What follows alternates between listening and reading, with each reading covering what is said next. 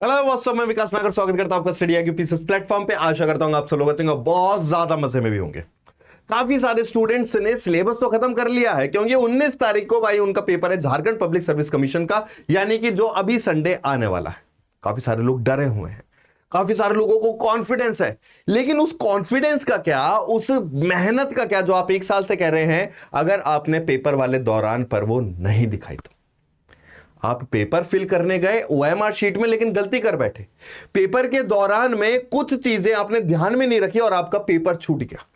आते हुए क्वेश्चंस आप कर नहीं पाए और जिसकी वजह से आपका सिलेक्शन नहीं हो पाया, आपका प्रीलिम से क्लियर नहीं हो पाया। तो निराश बिल्कुल मत होना। ये वाली जो स्ट्रेटेजी है जब आप अटेम्प्ट करोगे तो दिमाग में रखना, क्योंकि इस वाली स्ट्रेटेजी से आपका टाइम बहुत बचेगा और पेपर करने का जो एक प्रोसीजर होना चाहिए, जो एक सही स्ट्रेटेजी होनी चाहिए, वो इस वाली वीडियो में मैं आपको बताने वाला हूं। तो विदाउट एनी डिले भाई स्टार्ट करते हैं हमारा ये वाला video section. Don't start solving immediately. Question paper आपके सामने आया, क्वेश्चन पेपर जैसे आपके सामने आया ओएमआर शीट आपको मिल जाती है और फिर उसके बाद आपको क्वेश्चन पेपर मिलता है। क्वेश्चन पेपर की एक टाइमिंग होती है जब स्टार्ट करना पड़ता है। जैसे ही आप वो सील तोड़ोगे उसके तुरंत बाद पेपर सॉल्व करना मत स्टार्ट कर देना पहले वाले क्वेश्चन से। पेपर को पहले स्कैन करना है, एक बार देखना कि अच्छा नंबर ऑफ पेजेस कितने हैं और नजर जो मारने, मुझे पता क्वेश्चंस पे नजर जरूर जाती है, कोशिश करना नजर इजी क्वेश्चंस पे जाए। इजी क्वेश्चंस कौन से होते हैं? बड़ी बड़ी स्टेटमेंट वाले नहीं, वन लाइनर वाले, वो वाली नजर होनी चाहिए जिससे कि आपका कॉन्फिडेंस का बिल्डअप होते रहे। 30 से 40 सेकेंड एटलीस्ट आपको लेना है कि आप वो पेपर स्कैन कर सकें। स्कैन करो जल्दी, लेकिन स्पॉट करो बिल्कुल इजी क्वेश्चंस। इजी क्वेश्चन देखोगे कॉन्फिडेंस आई होगा, ये वाला लगेगा, और जो क्वेश्चंस नहीं भी आता होगा ना, कॉन्फिडेंस है वो सही भी कर आओगे। फिर उसके बाद जब आप स्कैन कर लेते हो, आपका जो पेपर होना चाहिए सॉल्व, वो 3 राउंड में आपका पेपर सॉल्व होना चाहिए।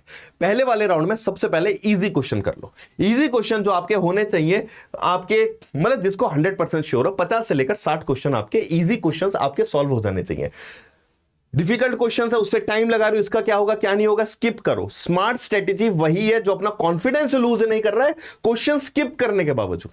काफी बार पेपर में ऐसे भी होता है कि स्टार्टिंग के 10 क्वेश्चंस आपको आए नहीं है, कॉन्फिडेंस नहीं खोना, क्योंकि एग्जामिनर वो या तो वो बीच में सबसे लास्ट में वो इजी क्वेश्चंस वो डाल देता है।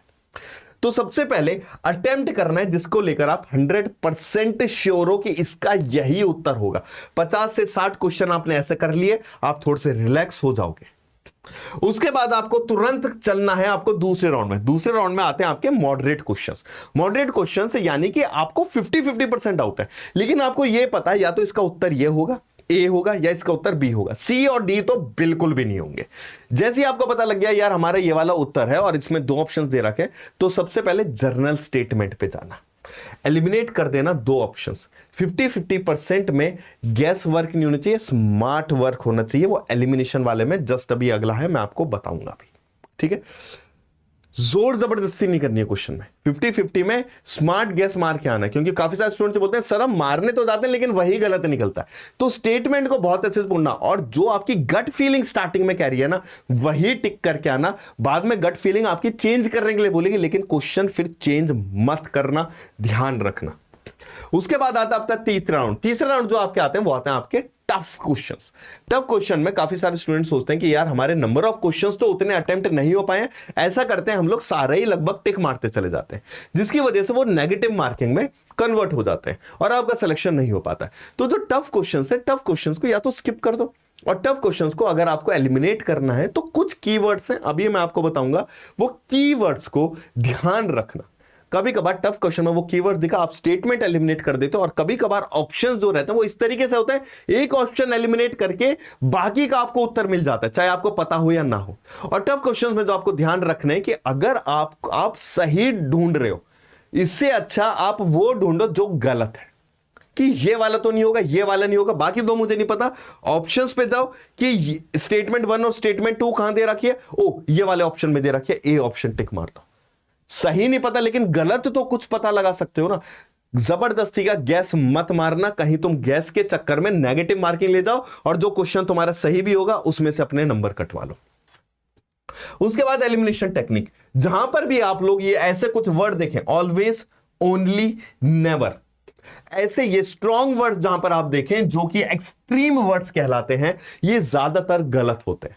आप ये 50-50% वाली टेक्निक में आप यूज कर सकते हैं, और जो टफ क्वेश्चंस हैं उन वाली टेक्निक में आप यूज कर सकते हैं। ऑलवेज, ओनली नेवर, जिससे कि आपको इजी रह जाएगा कि हाँ यार ये वाला होगा एक्सट्रीम वर्जन, चलो इसको टिक मार देते हैं। बाकी इजी वाले में तो आप 100% श्योर हो कि ये गलत है या ये सही है। ठीक है, उसके बाद आते हैं हमारा OMR की फिलिंग स्ट्रेटेजी। काफी सारे स्टूडेंट्स ये गलती कर देते हैं कि OMR वो सोचते हैं कि पहले क्वेश्चन पेपर पे टिक लगा लेते हैं, लास्ट में हम OMR पे टिक लगा देते हैं। आपके क्वेश्चन 100 क्वेश्चन आने, कभी कभार सीक्वेंस ना चेंज हो जाता है। आप 4th वाला OMR 5th वाले में भर देते हो या 3rd वाले में भर देते हो, जो स्किप करना होता है वो स्किप नहीं करते हो और उसकी जगह आप उत्तर भर देते हो कोई ना कोई, या फिर आप फिर उसको कट मारोगे, नंबर आपका बेमतलब का घट जाएगा। तो मैं ये भी नहीं कह रहा हर एक क्वेश्चन बाद OMR फिल करना स्टार्ट कर दो।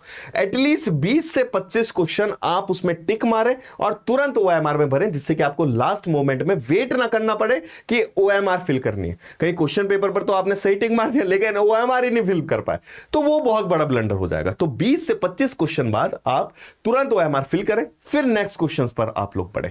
और जब आपका इजी क्वेश्चन का साइकिल खत्म हो जाएगा तुरंत OMR पे मारे, जैसे ही मॉडरेट का खत्म हो जाएगा तुरंत OMR, टफ वाले में से भी आपने कुछ सॉल्व कर लिया तुरंत OMR पे आप टिक लगा सकते हैं। तो ये है आपकी अटेम्प्ट करने की एक स्ट्रेटेजी कि इसी तरीके से आपका अटेम्प्ट होना, और इधर उधर बिल्कुल नहीं देखना है, हताश बिल्कुल नहीं होना, कॉन्फिडेंस आपको बना के रखना ही है। पेपर सॉल्व इसी तरीके से होगा। काफी सारे स्टूडेंट्स गलती कर देंगे कि वो पहले ही पेपर में टिक लगाना स्टार्ट कर देते हैं और स्टार्टिंग में जब डिफिकल्ट क्वेश्चंस आते हैं वो गैस मारना स्टार्ट करते हैं, जिसकी वजह से उनको कॉन्फिडेंस कम होने लगता है, ज्यादा टाइम लगाने लगते हैं। और एक क्वेश्चन पे ज्यादा टाइम बिल्कुल मत लगाना, क्योंकि एग्जामिनर ऐसे भी क्वेश्चंस देगा जिस क्वेश्चंस में आप लोग अटको, आपका टाइम वेस्ट हो। तो स्मार्ट स्ट्रेटेजी वो स्ट्रेटेजी है जहां पर आप कुछ क्वेश्चन स्किप करना भी सीखे। क्या पता बाद में 1 लाइनर क्वेश्चंस और आप झटपट वो क्वेश्चंस करते चले जाएं।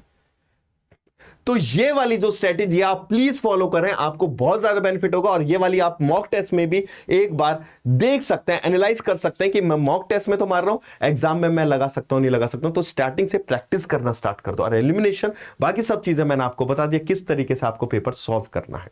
तो 19 अप्रैल के लिए ऑल द बेस्ट। अगर आपके दिमाग में कोई और भी डाउट है या फिर आप चाहते हैं मैं अलग अलग तरीके की या फिर किसी भी आपकी डाउट की एक वीडियो बनाऊं, तो कृपया करके कमेंट सेक्शन में जरूर अपना डाउट लिखना और मैं मिलूंगा उस वीडियो के साथ।